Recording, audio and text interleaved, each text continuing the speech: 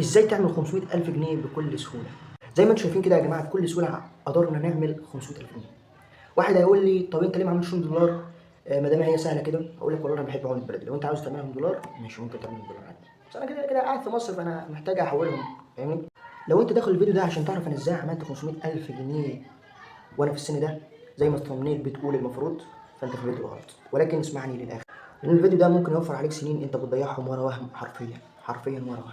كل يوم بنشوف واحد عمل 500,000 جنيه، واحد بقى مليونير في 6 شهور، واحد اشتغل 3 ساعات بس على لينكد ان بعدها بقى اغنى رجل في العالم. تمام؟ هتقدر تبص لنفسك كده نظره استحقار، هو انا فين من ده كله؟ ايه القرف اللي انا فيه ده؟ تمام؟ صدقني يا جماعه احنا مش المشكله، احنا مش المشكله. اغلب القصص دي بتكون ناقصه، يا اما متظبطه زياده عن اللزوم، يا اما الارقام دي متنفخه، يا اما مش بيقول لك البدايه كانت ايه، يا اما كان عنده ظروف انت مش شايفها. وده مش معناه ان النجاح صعب، بس معناه ان الصوره اللي في دماغك غلط. انا 17 سنه زيك بالظبط، دخلت في حاجات، فشلت في حاجات، نجحت في حاجات.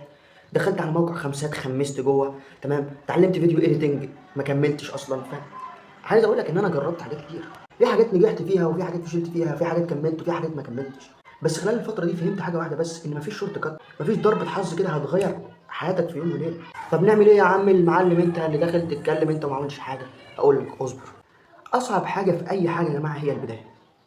النصيحه اللي هقولها لك النهارده ابدا باي حاجه. ابدا وانت مش جاهز، ابدا وخلاص. هتقول لي طب انت بدات ايه يا عم الحاج؟ اقول لك انا بدات اهو على اليوتيوب، بدات زي ما تيجي بقى، انا دايس هدوس ان شاء الله.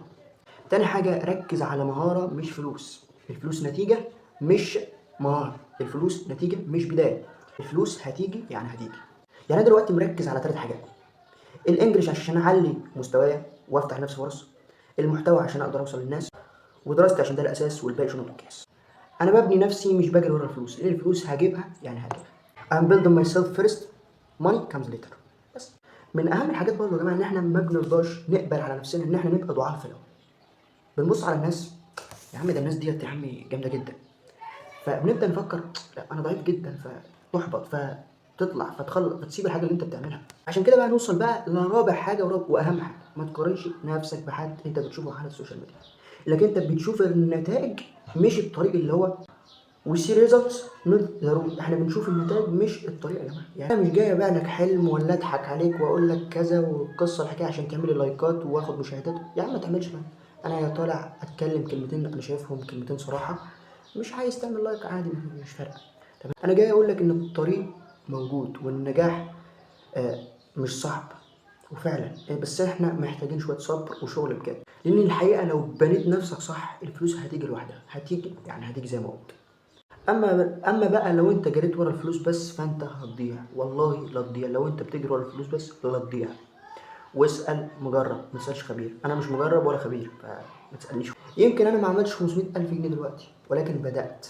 ولو انت بدات النهارده يمكن انت اللي تكون واقف هنا كمان سنه، بس ساعتها قول الحقيقه، قول الحقيقه وكل حاجه انت مريت بيها. بس كده، سلام.